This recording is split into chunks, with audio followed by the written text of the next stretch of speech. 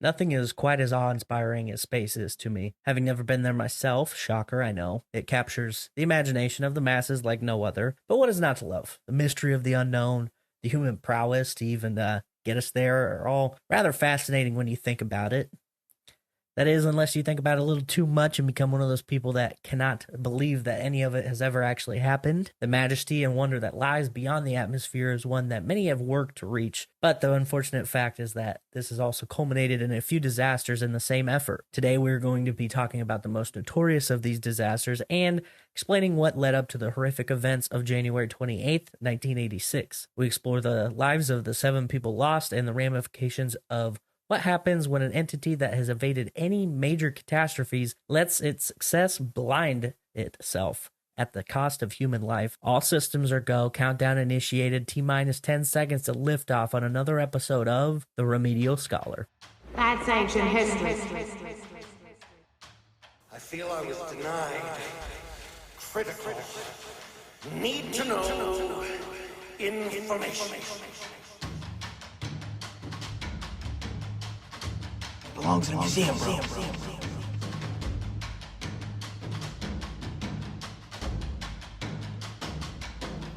Stop skipping your remedial class.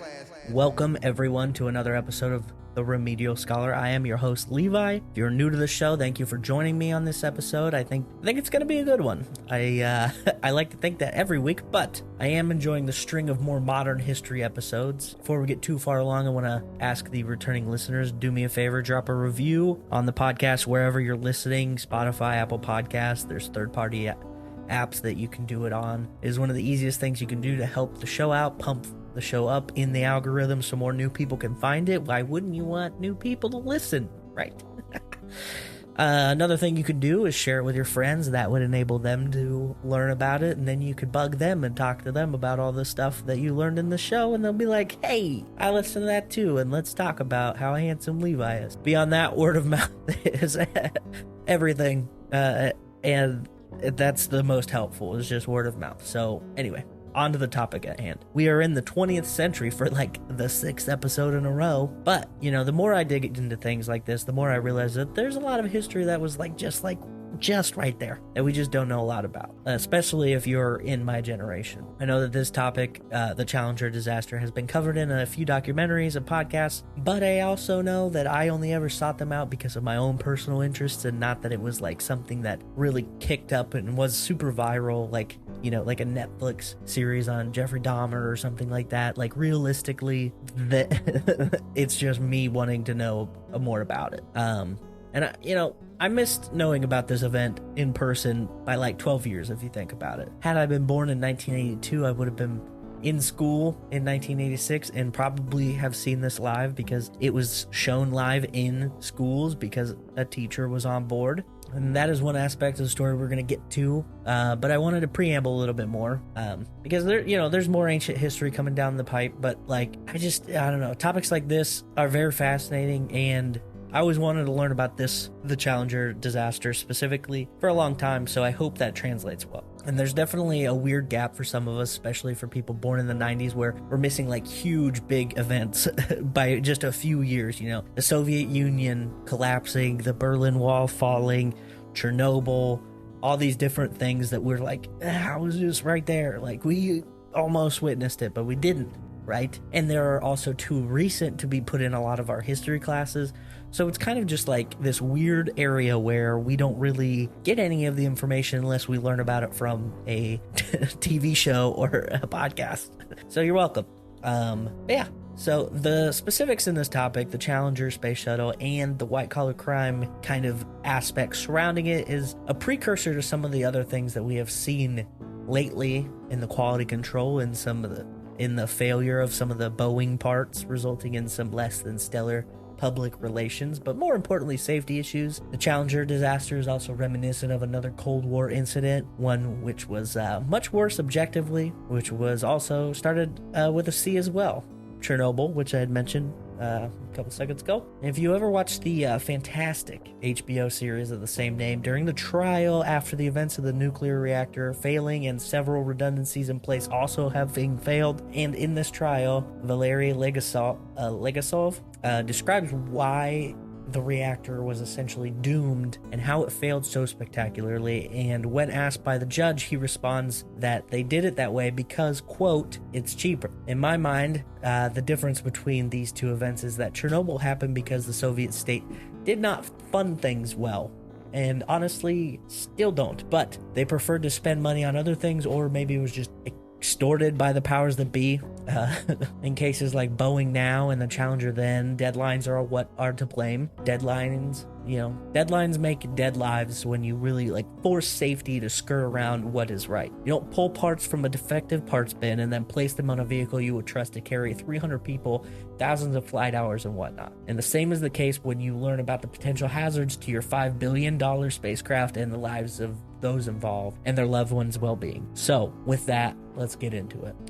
Before we go to the fateful day, I want to paint some background about space exploration up to that point. And to do that, we gotta talk about Nazis. Every road actually leads to Nazis, I've realized. It's like 7 degrees of Kevin Bacon. Every historical topic that can be linked back to them.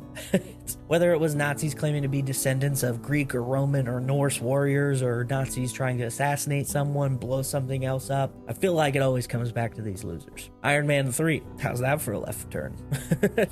Not a major one, but because we were back on track, really. In Iron Man 3, there are a few shining spots in it, and one of those is a story. When the scientist, Maya, is talking to Pepper Potts, she tells a story about Werner von Braun. I don't know. I'm going to say Werner because it's easier that way. She says, fun fact, quote, this is a quote from the movie, fun fact, before he built rockets for the Nazis, the idealistic Werner von Braun dreamed of space travel. He stargazed. Do you know what he said when the first V2 hit London? The rocket performed perfectly. It was just landed on the wrong planet. She continues, see, we all begin wide-eyed, pure science, and then the ego steps in, the obsession, and you look up, and you're a long way from shore. Werner von Braun being one of the scientists that were brought over by the United States government in Operation Paperclip, which is where the United States found use for the very clearly German scientists. I know that there were plenty of scientists who were captured and worked for the Nazis against their will, but just basic statistics would dictate that there are plenty of regular Nazis that came over in that sweep up too. There's roughly 1,600 scientists, engineers, and other sort of technicians brought over, and many of them would later become NASA, essentially. That's NASA. Paperclip was actually not the first instance of this either. During World War II, the Joint Chiefs of Staff began getting help from the Germans with Operation Overcast, basically having the Germans help them against the Japanese. And this was already towards the end of the war, but it was kind of like the toe in the proverbial water, whereas Operation Paperclip was the full-on bath time, baby. Many of these individuals worked on things outside of space missions or even development of rockets.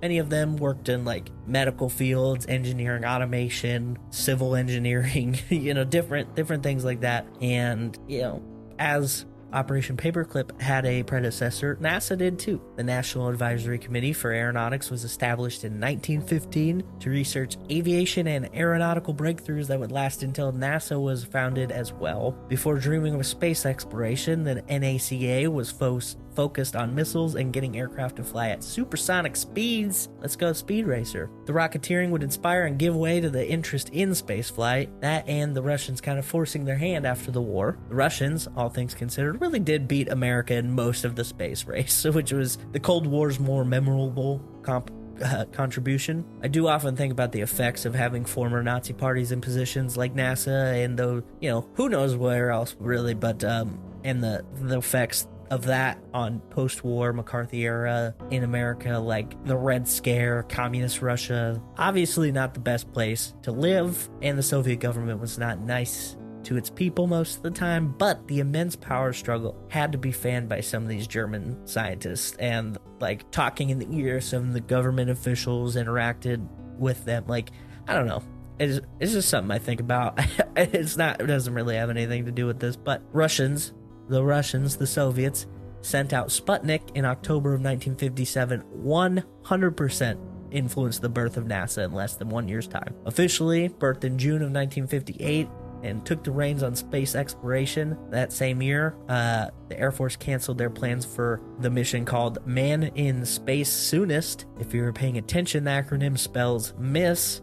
So that's, I don't know. Anyway, only 2 men involved in this program ever saw space, and one of them touched the moon. So that's pretty cool. He might have also been the first man on the moon. Who knows? The Explorer 1 was launched by the Army Ballistic Missile Agency and brainchilded by Naval Research Laboratory. But soon, government realized it was better suited to have a specific organization for this. Military operations held by the military, civilian organized by NASA. Essentially, that was their kind of idea. So, National Aeronautics and Space Administration took form. Their first mission was Project Mercury, which bounced off the back of MISS, and another done by Army, Project Atom, using parts of the former space programs by the Air Force and the Army's Ballistic Missile Agency, which was also headed up by von Braun, who we met briefly earlier. One confusing detail is that NASA was now a civilian organization at the direction of President Dwight D. Eisenhower, split from the military. He said, you gotta keep these separate. Gotta keep them separated. The confusing part is that when NASA initially was like, all right, we're civilians, so we're gonna use civilian pilots, Eisenhower was like, hold on, I didn't mean that civilians.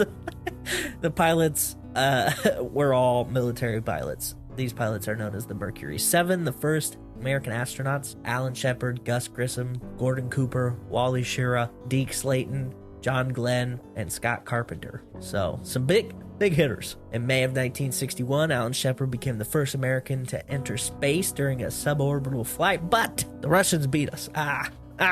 Yuri Gagarin beat the Americans by a month. So, the Russian dubs, the dubs are stacking now. First Sputnik, now Yuri, first man in space. Gagarin being not only the first human in space, but also the first human to orbit Earth. And yes, I know that first man in space wasn't his nickname, but how weird would it be if someone called him that as a kid? Like, just, get out of here, Yuri, first man in space. Like, Destiny, Scotland, what's up? The Freedom 7 was the first of the flights, the Mercury 7 flights. John Glenn, in February of 1962, flew on the Friendship 7 and had done 3 orbits around Earth before he returned. Glenn was kind of fascinating because on his flight, the autopilot had failed, and he flew 2 of the 3 orbits manually, which hadn't been done yet, so that's pretty badass. Next biggest feat was the Mercury mission, the last Mercury mission with the Faith 7, and Gordon Cooper had orbited the Earth 22 times in 34 hours. Dude was hauling ass. Honestly, not even that impressive, really, though. The Earth spins at what, 1,000 miles per hour? Okay, just hang out up there, and then the Earth's gonna spin a few times on its own, thrust in the opposite trajectory, boom, easy day. No, I'm just kidding, but it is very impressive.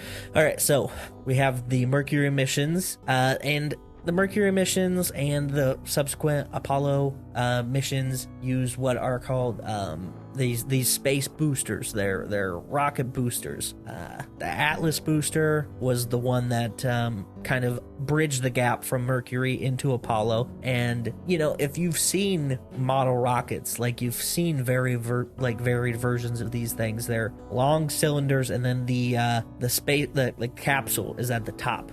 And so this huge rocket just shoots them into space, and then they detach and orbit and then crash down into the water, right? And into some body of water. Now, these were single use and very expensive. So keep that in mind as we go through this. Following the technical success of the Mercury program, President Kennedy, heard of him, announced in May of 1961 that he was challenging NASA to put a man on the moon by the end of the decade. This was a very public declaration of the space race, and it was also when the Cold War was really heating up at the same time. JFK's alive. This is the same time, roundabout when the Cuban Missile Crisis is happening, so we have a lot of tensions going on. And so the next segment would be the Gemini program. It's spelled Gemini, but I assure you it's pronounced Gemini. Why?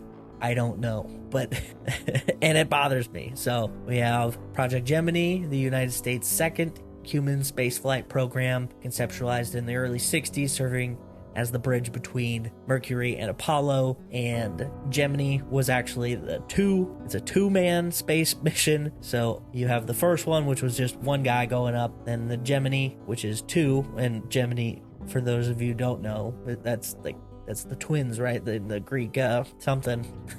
I know I'm the history podcast and I should probably have known that, but I can't remember specifically. Anyway, so essentially two, right? And then Apollo, and the Apollo. This is a big deal. So Project Gemini kicked off December 7th, 1961, and the main goal of the Gemini program was to focus on endurance of the humans in space, like extended periods of time, extended orbits that they were doing from 1961 to 1963. They had some plans for some potential lunar landing missions that were crafted, although none actually were approved. They were just thought up. Program's timeline included 2 uncrewed missions in 1964 and 65 to test systems and the heat shield, and then followed by 10 crew missions in 1965 and 1966. And these missions involved 10 Gemini crews and 16 astronauts, and this is kind of, the real precursor to the Apollo program. So we're moving. All Gemini flights were launched from Launch Complex 19 at Cape Kennedy Air Force Station using the Gemini Titan II rocket, making the first use of a newly built Mission Control Center at Houston Manned Spacecraft Center. Project Gemini's achievements in demonstrating mission endurance, EVA techniques, and orbital maneuvers were, this is where they were making their money. They're trying to prove we can do this. And Gemini kind of gave the United States their boost to get ready to overtake the Soviet Union in the space race. The Apollo program would be the next stage, and obviously named after the Greek deity of light, music, and the sun. Obviously. Basically what was happening was they were building off of each other, and the ultimate goal being to get to the moon. So the Apollo program was now they're kind of applying all of the things that they've learned and evolving their technology to achieve what they're trying to do. So they had two different things. They had the command module, which could do both Earth and lunar orbit, and a lunar module specifically engineered for actually landing on the moon. And they were propelled into the cosmos aboard the Saturn series rockets. Brainchild of the Werner von Braun makes an appearance again. The Apollo missions represented all of the American fight against the Soviets in the Cold War. The Saturn V rocket actually that was the one that took the Apollo mission to the moon, so that's pretty impressive. All of the things that they had done July 1969 finally get to the moon, right? Big day. Apollo missions, the Apollo program itself, not really all sunshines and rainbows though.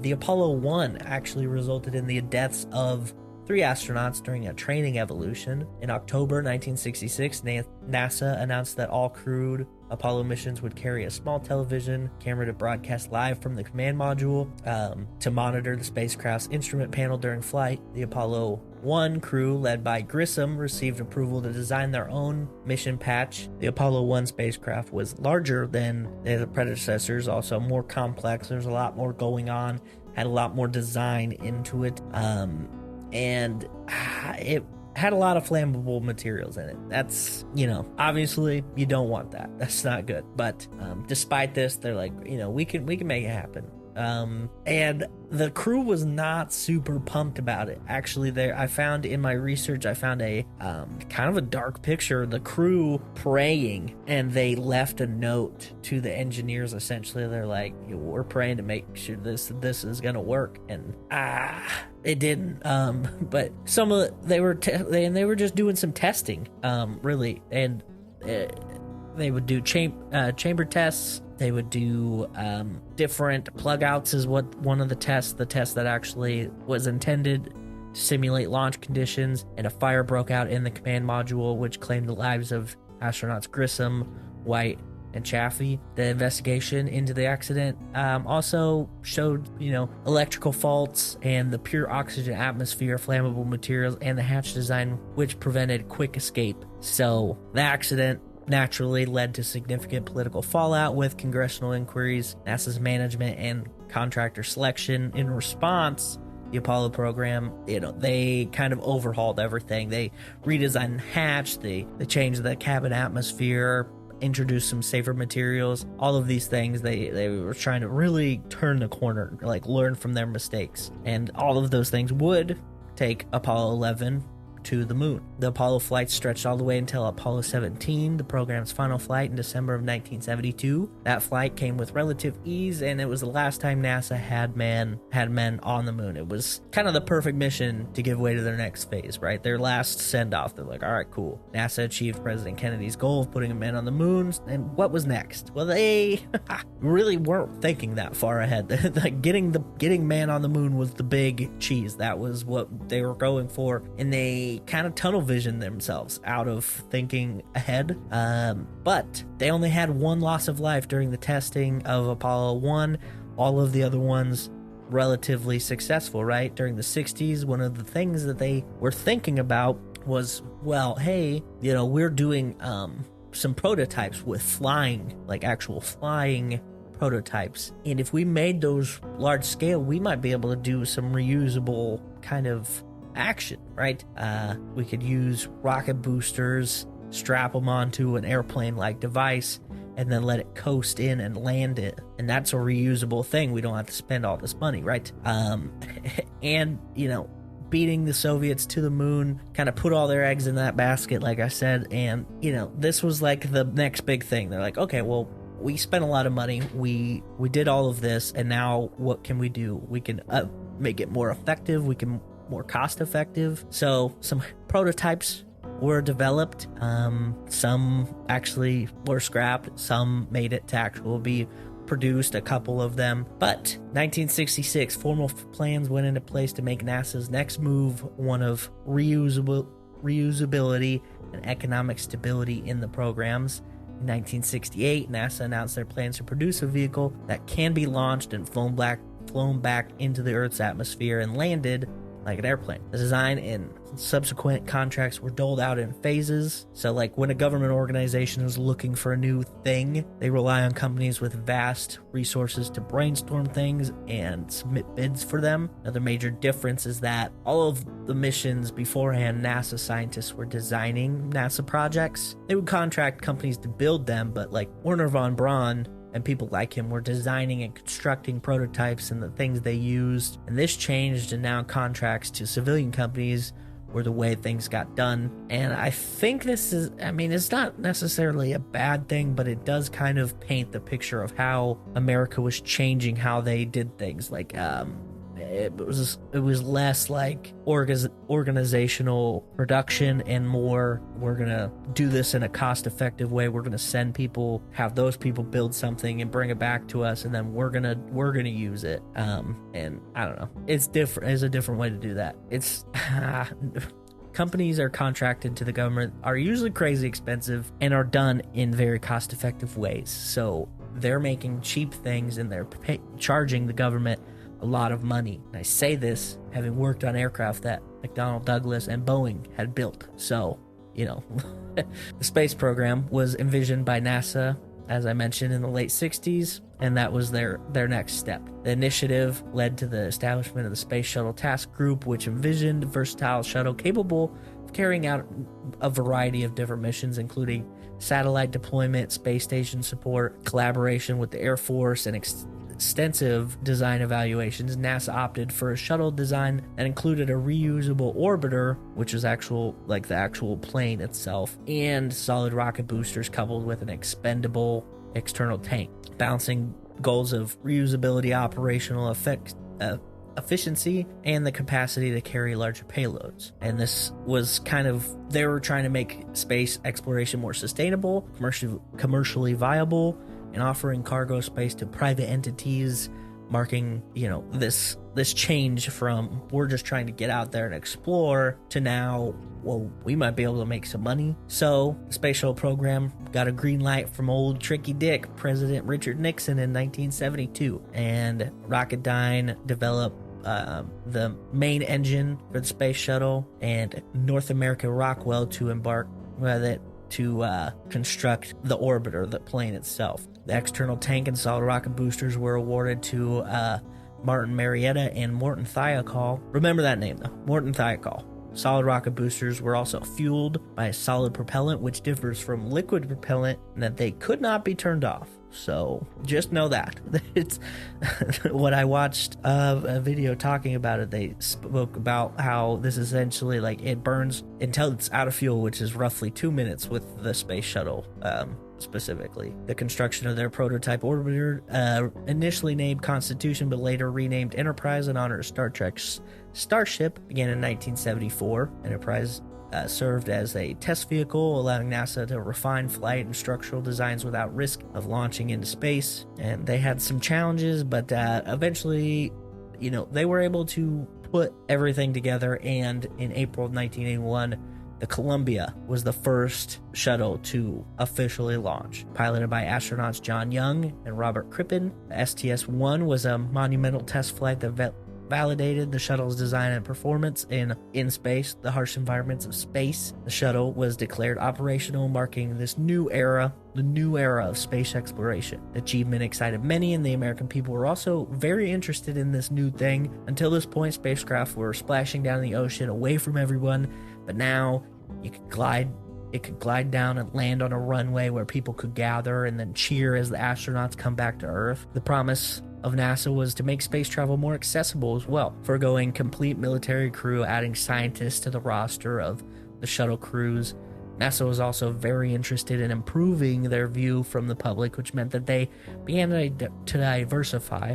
This wasn't to say that they forced things to be diverse, but that they finally stopped rejecting people specifically based on, silly things like their gender or race, which is what they probably should have done from the beginning, but, 60s and 70s America.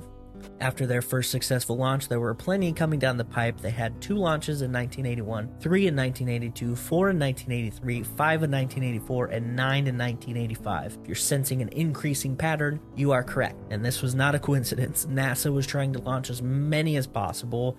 Actually, 2 launches per month was their goal. In 1985, they did pretty good too, but still less than half of what they wanted. 1983 Challenger became the second shuttle to fly its maiden voyage, taking 5 days. It would fly 3 missions in a row before the Columbia took another flight, then 2 in a row, then the Discovery's first flight, and then those 2 would trade duties until 1985 when Atlantis made its debut. Things were looking pretty good for the shuttle program. They were delivering payloads, spacewalking, do all sorts of fun things up in orbit. The Challenger also became the show horse of sorts for NASA's PR campaign. They would use the Challenger to make history, break the mold, and it had developed a reputation for this kind of thing. It was also lighter than its predecessor, which meant bigger payloads. It was 2,500 pounds lighter than the Columbia and could carry 17,000 more pounds into orbit than the Columbia could. Sally Ride became the first American woman to go to space aboard the Challenger in 1983. It also had the first African American in space later, but that same year, in way of Guion Bluford. The shuttles were performing well, but there was also a few close calls under the rug, and the reason why they were under there was because of the success rate in which NASA had at that point. The only deaths were in training and a few random events that were saved or scrubbed a mission because of whatever issue may have been there, trying to be more careful than arrogant, but that wouldn't last. So in the height of the success, the early success, I guess, because in the height of the success before the Challenger disaster, NASA unveiled a plan to bring even more attention to space shuttle launches because they were doing so many, they were ramping up that they wanted to get the public involved a little bit more. And one way of doing that was to actually legitimately get the public involved. What does that mean? We'll bring a civilian onto the flight. We want to show that the flights are so safe and we can do this so routine that we can bring a normal person, an everyday Joe Schmo, onto the space shuttle and we can launch it and it's going to be great. So they were going to bring a civilian. They announced they wanted to bring a civilian on the flight. There were musicians and TV, like news guys, movie stars wanted to do it. It's like everybody was like, oh, that would be actually kind of crazy. Similar to how it is now, actually. But one of the real random ones that I found in my research was Carol Spinney. the man who actually wore the costume for Big Bird of Sesame Street, and this did not work out. And one of the biggest issues was that the suit was just too big to fit inside of the space shuttle. But how crazy would that have been? First of all, how crazy would it be just to see Big Bird in space? Second of all, how crazy would it have been if Big Bird was in space, or was going to space, and then exploded? Like, think about the ramifications for Sesame Street. No Elmos would ever get sold again. I'm pretty confident Tickle Me Elmo would have never existed, but think about that. Anyway, he didn't go, but if he did go, he would have been on the Challenger for the last flight. So that's kind of crazy to think about. So who, if not the biggest of birds? Well, in 1984, Ronald Reagan decided a teacher was to be selected. Thousands of applicants were screened both medically, intellectually. They did tests, they did fitness assessments. The Teacher in Space project would select a teacher from this pool of 11,000 applicants,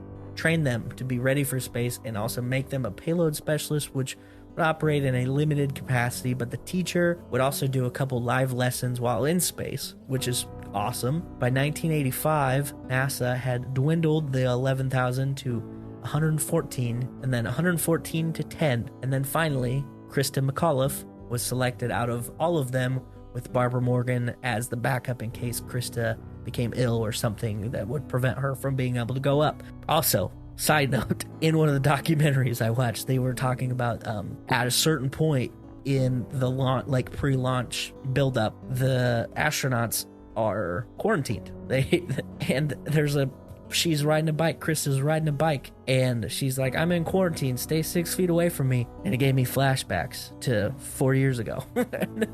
I was like, oh, that's crazy. Like, I obviously knew that the 6 feet and quarantine, those were not invented in 2020, but it is weird to think about that outside of that situation. Anyway, born in Boston in 1948, Sharon Krista Corrigan McAuliffe's fascination with space exploration was ignited by the Apollo moon landing missions. After completing her education at Farringham State College, she dedicated herself to teaching, ultimately becoming a teacher at Concord High School in New Hampshire. Why did I say it so weird? I'm sorry. McAuliffe's exceptional journey from educator to astronaut candidate under NASA's Teacher in Space program everybody was blown away. And it was cool because if you watching documentaries or interviews about people that knew her or just seeing her interact, like, it was very evident that she had that infectious personality that, like, literally everyone who met her had nothing but nice things to say. One of those people who nobody could hate.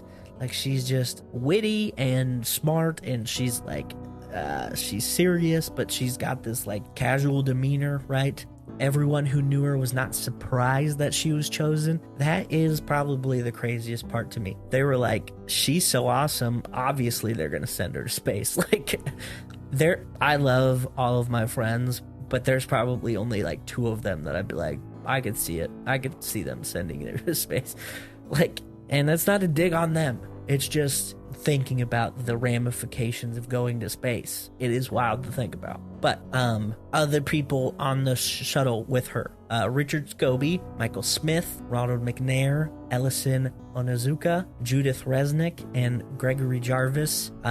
Michael Smith, Ronald McNair, Ellison Onizuka, and Gregory Jarvis, they were all... and Richard Scobie. Okay, wait, sorry, I messed that up. Richard Scobie, Michael Smith, Ronald McNair, and Ellison Onizuka were full-fledged astronauts.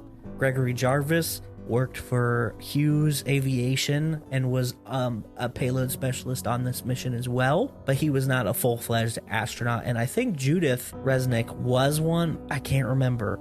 She's in a gray area in my brain, but I'm pretty confident she was one. There's a really endearing interview with her where they're talking about how she interacts with men, like if men are basically, like if they condescend to her when she tells them she's an astronaut, like, oh, you're too pretty to be an astronaut, and she's like, I just tell them I'm an engineer. It's a really like sweet like moment. All right, so before we get to the crescendo of the episode, I want to talk a little bit more about the complexities and issues with these space shuttles. They had been making launches, but not with the speed in which that they would have liked nor promised, to Congress, right? They said, we can do this 24 times a year, 2 a month, you're welcome. And they couldn't, it turns out.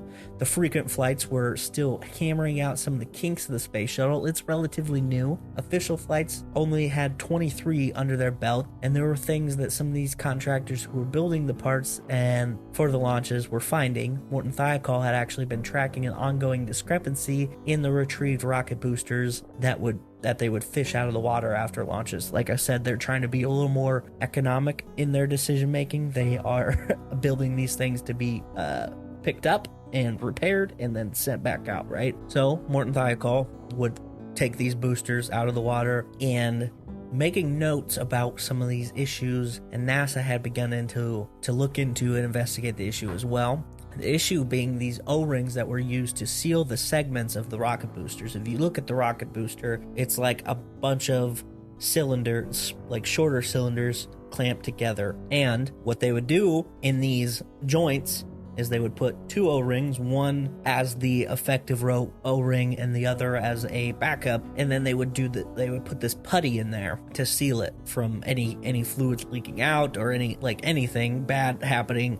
And this was it. And they had been tracking this issue that these O-rings were deteriorating by an estimated 30% on each launch. What they would do, they would just replace the O-rings. No harm, no foul. These O-rings are very similar to ones you may have seen in a car. Rubber material, flexible, just these ones are gigantic. They're 40 feet in circumference, but they're a 1/4 inch thick. They were also finding that there was soot behind them, which means there was burnout happening, which means it was not sealed fully. The argument was that they could not make a determination on what was causing this issue and that it did not present itself frequently enough to get data for or how to fix it. One of the things they noted was the temperature of the launches when they found these O-rings to be either burnt out or ineffective, so that's something to know. I brought up deadlines and talked about how heavily NASA promised to fly. At the same time, Morton Thiokol was working on a fix for a problem in which they did not yet have. Engineers were working on solutions, but the management level were also communicating with NASA about the issue at hand. NASA had looked into the issue, found out it would take a few years to fix or redesign the issue, and NASA was unwilling to ground all flights until it was fixed, so that's bad.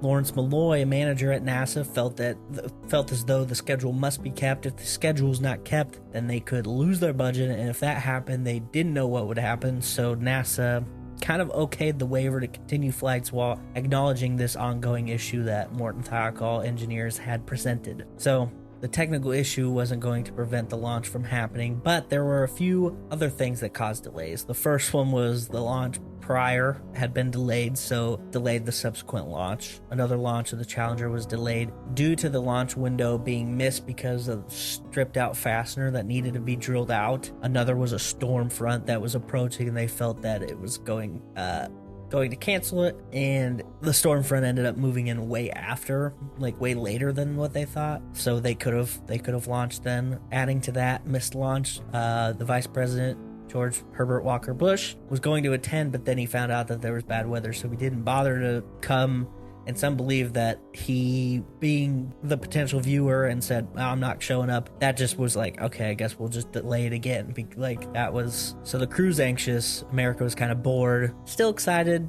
The schools are this excited party, I guess, across the country. They were they were putting the TVs on in the schools to watch the teacher, Krista McAuliffe, being on board. That's kind of the only public interest at this point because of all the launches going on beforehand and the delays as well, right? January 28th, a frigid morning in sunny Florida. Temperatures hovered around 18 degrees Fahrenheit overnight, and that forecast was shown to the engineers and managers, and they had a conference call, a teleconference, and assessed the potential dangers in a launch in cold weather. A meeting over the phone between NASA and Morton Thiokol with faxed images back and forth. Tensions rose and fell, and there was a lot of arguments spilling over, and at one point they all kind of they're like, we're going to take a break. And before they had announced it, Morton Thiokol was like, we're not going to give you the okay to launch. We think that you should not launch below 53 degrees Fahrenheit, which is pretty substantial. NASA manager Lawrence Malloy did not support this, but the conference call was halted, and a side conversation began, and after some time they decided that the correlation did not connect and that they could not prove it would fail, so that the launch should not be scrubbed. NASA had Morton Thiokol sign a recommendation which was basically putting Morton Thiokol at fault for any potential issues. In a documentary I watched about this, one of the engineers talked about this moment. He said, quote, "Normally we were always challenged to prove if it was safe to launch, and now all of a sudden I got the impression that they wanted us to prove it would fail, and we could not do that." And that was Alan McDonald, director of the Solid Rocket Booster program at Morton Thiokol. Yeah, that meeting with NASA and Morton Thiokol, that teleconference, I mean, I never dealt with any situations that sketchy, but when I was in the Navy, there were plenty of times where they're like, we need to get flights going. Like, you need to do this, like, do it by the book, but then also we need you to get it done within this amount of time. And then if you go by the book, it's supposed to take this amount of time, like an extra, like if you do a certain type of inspection, it's supposed to take this long. And maintenance control wants you to get that done with, a third of that amount of time. Like, a lot of unsafe practices. And what's crazy is, like, I was in a couple situations myself where they're like, hey, we want you to do this, and I was like, if I do that, like, you want me to do it by the book, it's gonna take a long time. And they're like, no, we want you to do it, like, get it done now. And like, it's just trying to force people to like skip, like, we want you to do it right, but we're saying that because if you do it wrong, we're gonna get you in trouble, basically, because you should have done it by the book, but we also need you to meet this deadline.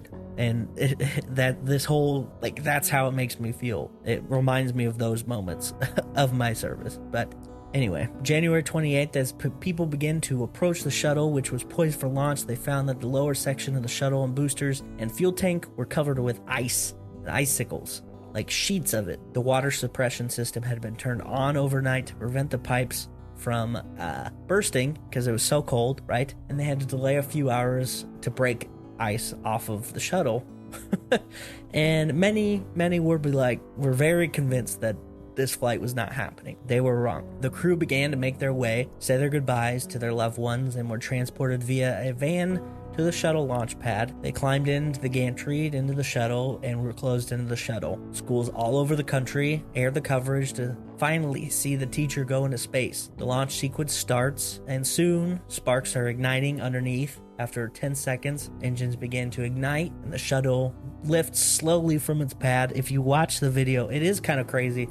Like, obviously, it's going to start slow because it's heavy. And it takes time to build that speed, but it just slowly, and then it takes off. So it lifts, clears the tower. Solid rocket boosters providing 3 million pounds of thrust, which is a lot, almost as much as the amount of thrust I put out at the gym. You know what I'm saying? 3 million pounds of thrust propelled the shuttle into the air. These 150 foot tall rockets gain speed as mission control reports to the pilots, giving direction, throttling upward and rolling on the trajectory that they reach Mach 1 at 40 seconds into the flight. Now, at 50 seconds, they talk about some wind. 57 seconds, passing 4.5 miles up and closing in on 2,500 feet per second. 58 seconds. Unbeknownst to anyone, at 58 seconds, a plume appears on the right-hand side rocket booster, and it will continue to burn pretty much throughout the rest of the flight. Communication between the crew over their intercom, one voice says, "Woohoo!"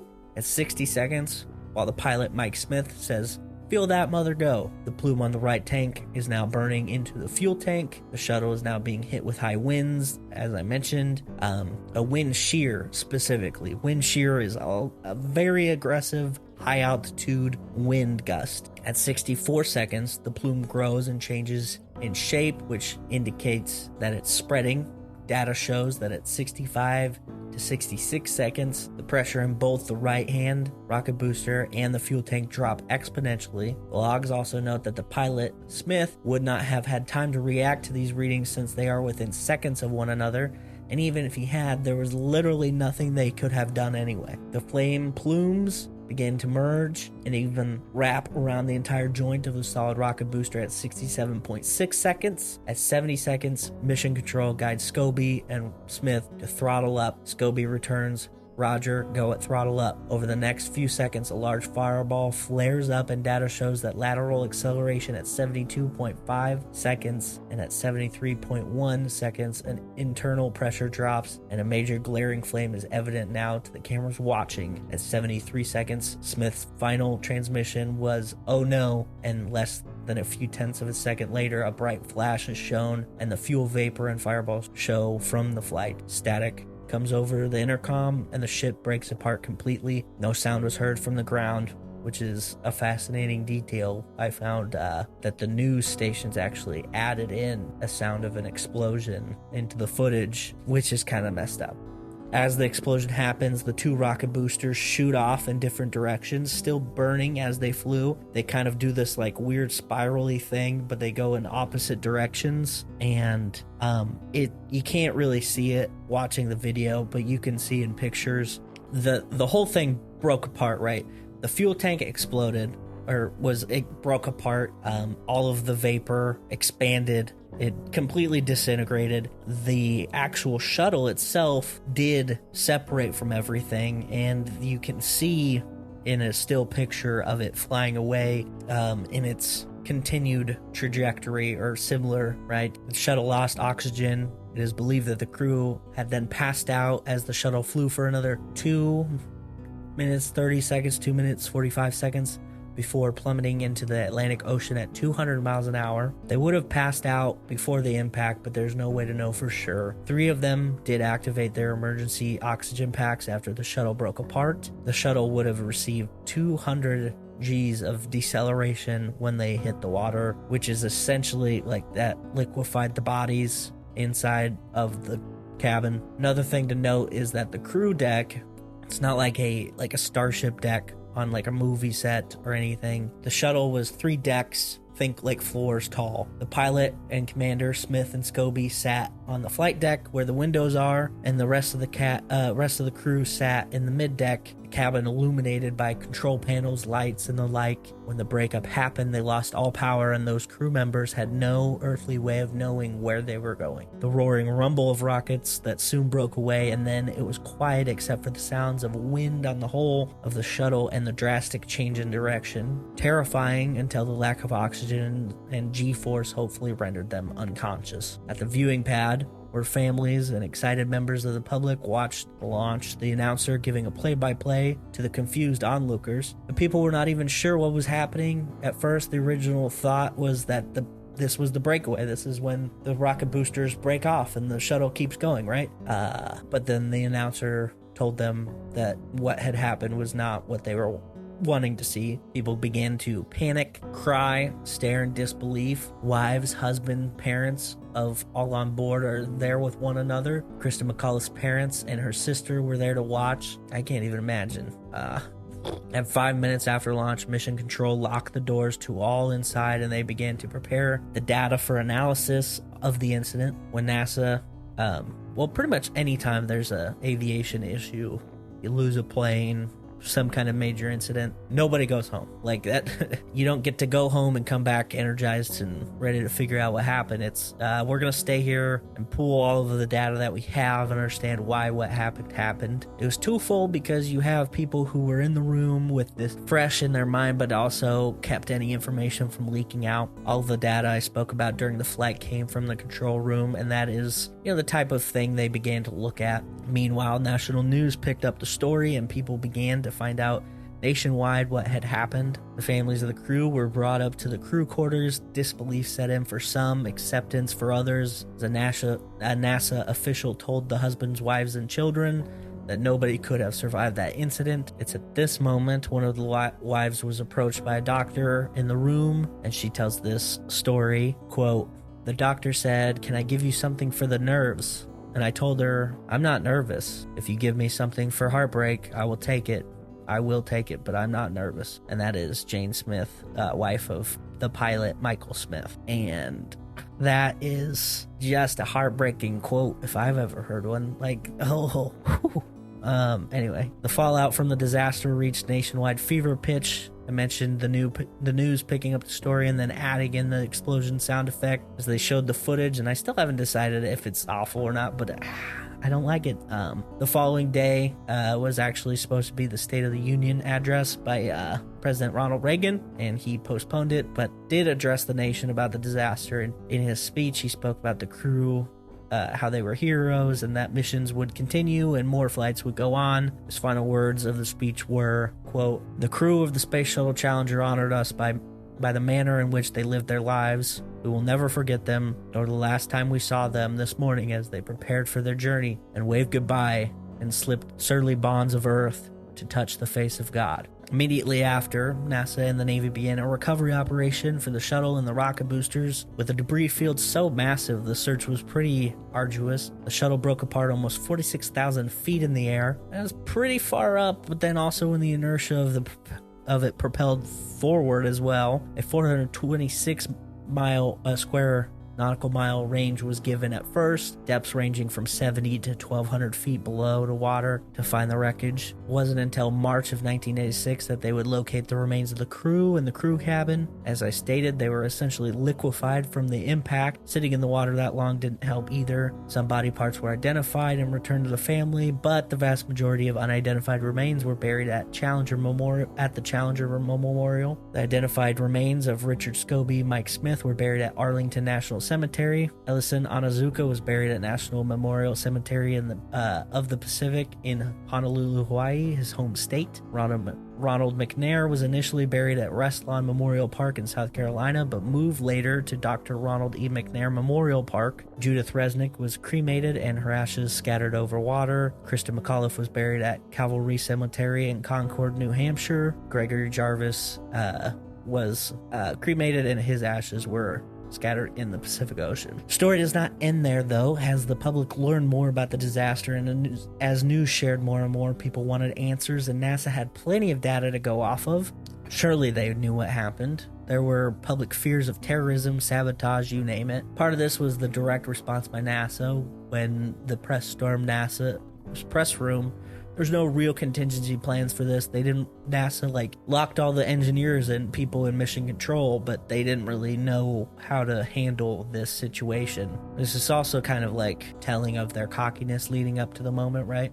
The president instituted a commission to figure out the source of the incident. The Rogers Commission was formed on February 6, 1986, headed up by William Rogers. Some of the scientific community was a little confused by this because Rogers is a politician, not a scientist or engineer. It was soon clear that his appointment by Ronald Reagan was to make sure that NASA didn't get embarrassed in this situation. Other members included Neil Armstrong, heard of him, David Acheson, Eugene Covert, Richard Feynman, Robert Hotz, Donald Kutina, Sally Ride, Joseph Sutter, Robert Rommel, Arthur Walker, Albert Whelan, and Chuck Yeager. Real who's who of the space community. Chuck Yeager, Neil Armstrong, Sally Ride, Richard Feynman, it was a real interesting and diverse cast.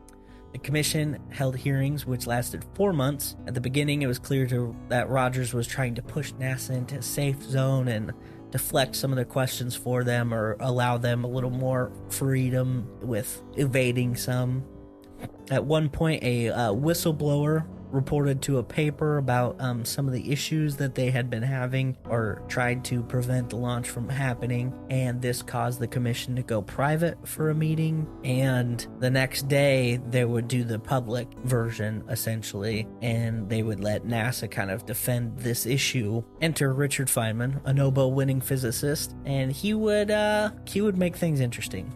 Sally Ride had apparently shared a private note with Donald Kutina, the Air Force commander, which demonstrated the effectiveness or lack thereof of O-rings at lower temperatures. Kutina had befriended Richard Feynman at this point and told him about the note, and Feynman had a plan. He took an O-ring from Kutina's garage and bought a pair of pliers in and twisted the O-ring up into a figure 8 and held it together with the pliers and placed it in ice water that was given to them on the panel. If you watch any kind of hearing, they always have ice water. So that's what he did. On February 11th, after some time of the testimony, during a lull, he made his move. He spoke up and asked about the O-ring. He retrieved the one he had in ice water and unclipped the pliers, and the O-ring would not return to its elastic, circular, original form. He stated, "I think this may have some relevance to the problem before us." Richard Feynman, who worked on the Manhattan Project and had been very laissez-faire on winning the Nobel Prize, so he had no real qualms about not making friends on this commission. So when the commission came to its conclusions, Feynman said he wouldn't even put his name on the findings unless they published his dissenting view, which they added as an appendix. In this, he stated the ingenuity of NASA and attached parties was impressive, but many of the parts of the shuttle were more dangerous than NASA had originally shared or led people to believe. The commission also talked to managers who were pushing deadlines. They interviewed Lawrence Malloy, who I've mentioned, the one who signed off on the launch, knowing the risks it held because of development entail risks. Like, they viewed that risks are manageable and they are the cost of advancing civilization or the space program itself. They maintained that the information they had at the time painted no other picture other than to launch, but they were also asked to answer for political deadlines that the work demanded it go on, even with some of these issues that they had documented. The commission released their findings in a 200-page summary and 1,000 pages in full length. The House Committee also released a report which is 200,000 pages fully length. The commission and committee both made the decision that the O-ring was the faulty part of the launch, and that Morton Thiokol and Morton Thiokol and NASA were both to blame for not acting on these documented issues much earlier. Many of the acting parties that signed off on the launch pushed the deadline over safety were moved to other jobs. Flights were also stopped and would be for 2 years and 8 months, both due to an investigation, but also because the need for Morton Thiokol to redesign the rocket boosters. Alan McDonald, the man whose quote I read earlier, was placed at the head of the task force redesigning a rocket booster, since he was one of the people who was like, I don't think you should launch this thing. Like, I don't feel good about it. And they made a series of improvements, most notably different attachment system, as well as a heating system to keep the O-rings at a heating system to keep the O-rings at operating temperatures. The full report actually goes into very specific details, like that the O-ring did malfunction because of the cold temperature the night before, but it was not the sole reason for the failure, rather a link in a chain of events that led to the disintegration of the shuttle. The cold temperature caused the O-ring to stiffen, which then failed. But, big but, O-rings are not on their own. The O-ring has a backup, another O-ring, and then the pair of them are backed up by a putty-like substance that seals everything together. And the putty held the thing in check, but if you recall, they were experiencing wind shears, which are hard-hitting winds, like at altitude, and the wind shear that hit them in the 50 to 60 second mark, like that wind knocked the putty loose and allowed the O-ring to fail completely. The new redesigned boosters worked flawlessly, and the shuttle flights resumed. September 29th, 1988, Discovery was launched with 5 astronauts who had been around the block. One of them was actually the man running communications to the Challenger up until the breakup, so that's pretty substantial. 15 years after this, for 15 years, the shuttle program launched 86 missions without any issue. That was until the Space Shuttle Columbia, the first official shuttle to launch missions, would burnt up on re-entry in 2003. All 7 of the crew perished in that accident as well. This was caused by what is known as debris shedding, and wouldn't you know it, it was a known and documented issue that was deemed acceptable for and safe for flights within limits. NASA does not learn. Following this, in 2004, President George W. Bush gave the crews of both the Challenger and the Columbia posthumous Congressional Space Medals of Honor. The Space Shuttle program continued until 2011 and had 2 incidents versus all of the successful missions that it had flown. It's kind of crazy to think about, like, so many missions, and they wanted to fly even more, but the Rogers Commission and the House Committee also stated that the 24 missions a year target set by NASA was too ambitious to do anything safely, and I agree. I do find it wild that they gambled not only with people's lives, but with the shuttle being so expensive. In some of the documentaries I watched, the decision makers of NASA at the time expressed that they did not want to take 2 years off to delay the program to fix something that hadn't became an issue yet. But then after it became an issue, they had to ground all flights for 2 years anyway, so it's ironic a little bit in a sad way. Story is this story is one of those that is, kind of fascinating but full of like so many details. So I want to take a minute, talk about the major ones before I end the episode. The biggest is that I was under the impression that everyone was watching this based on how people talk about it from those generations that were around when it happened. Finding out that it was primarily only live for kids in school is kind of also heartbreaking to think about, especially those kids at Krista McAuliffe's home school, like the kids that she had taught years prior. It's also a massive case of management interference and deadline pushing. I mean, the commission and the House committee both did make a point to say that, like, the forcing these constraints, these deadline constraints on this program were not an effective way to run things. Like, they made it more dangerous, essentially. So, also... I said it earlier, but this is like sweeping issues under the rug until it blows up in your face and like a whole different scale. So, and also that explosion, speaking of explosions, that was added in to the news like afterwards. Such an odd decision to make. Like, it still boggles my brain. Other major thing was how many people dissented in the launch going forward. The engineers who built the rocket boosters said it was not a good idea. The literal rocket scientists.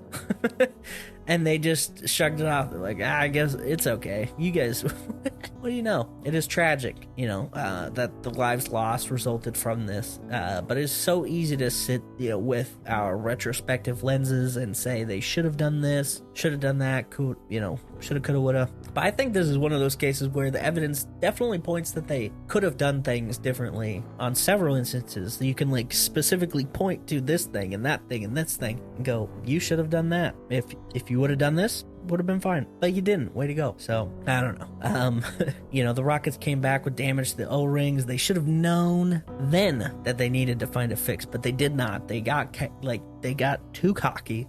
The reason why they did not continue was efficacy, and then that it pushed out safety zones just to meet deadlines. Reminds me of trying to meet a flight schedule in the Navy. Like, we gotta have jets flying tomorrow. You gotta get this whole wing put back together. Like, okay, first of all, we're gonna need more time than that. Second of all, chill out, dude. In the end, it was decisions like that felt that they were being made in the appropriate manner that started the proverbial dominoes that ended in the loss of 7 lives on the Challenger, and the same kind of mentality lost to the 7 lives on the Columbia. NASA was in a position where they felt like it needed to outshine the Apollo missions, and they really hadn't had a major failure, so this was kind of making this act that they were like, this is a routine thing, we do this all the time, and schedule, but it was still a very new space program, all things considered. Yes, they had flown in 1981, 1982, 1983, 1984, 1985, but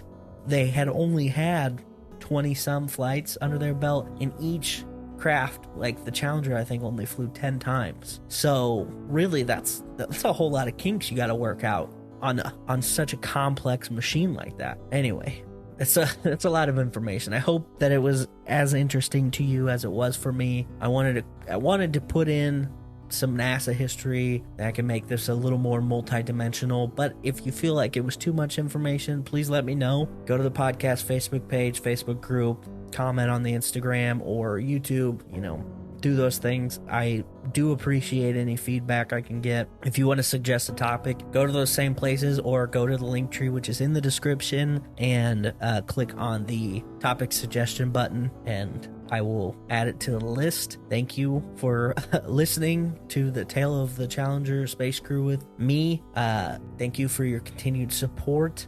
I appreciate this. I really do enjoy these stories, these more modern stories, but we are going to go back in time soon. I promise. Like, we're going to be hitting some real history stuff here soon. But let me know if this kind of vibe is a little more interesting. I know I got a lot of good feedback on the art history bit last episode, and so if the space theme is good, or if you want more airplane stuff, let me know. I can fit airplane stuff into everything. We'll get Tom Cruise on it. I'm just kidding.